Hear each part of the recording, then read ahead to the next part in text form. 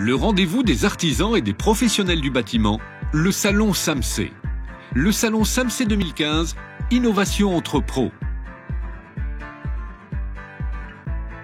Alors c'est quoi un sol souple? En fait, c'est un fond de forme en grave compacté, 0,315 par définition, et puis un lit de pose qui peut être en sable ou en sable stabilisé. Voilà.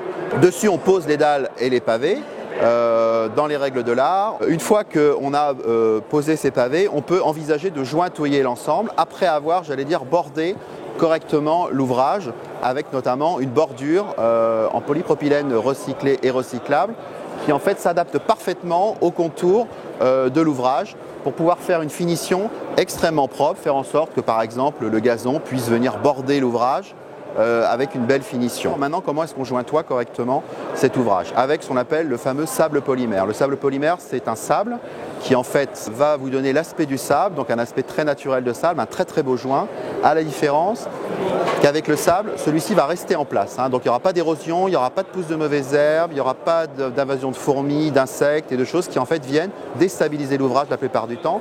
Avec le sable polymère, on n'aura pas ces inconvénients-là. Donc comment est-ce qu'on le pose? En fait, on le pose à sec, c'est déjà prêt dans un sac de 25 kg.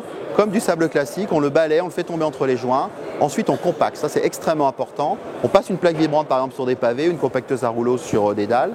Donc une fois qu'on a compacté correctement, on mouille. Donc là on utilise tout simplement, je dirais un enfant de 10 ans pourrait le faire. On prend son tuyau d'arrosage, un pistolet type Gardena et on fait comme si on arrosait un massif de fleurs jusqu'à saturation. Et quand on voit que l'eau ne pénètre plus, on arrête d'arroser, on prend son souffleur et on évacue l'excès d'eau. Voilà. Une fois qu'on a fait ça, on laisse sécher et c'est terminé. Voilà.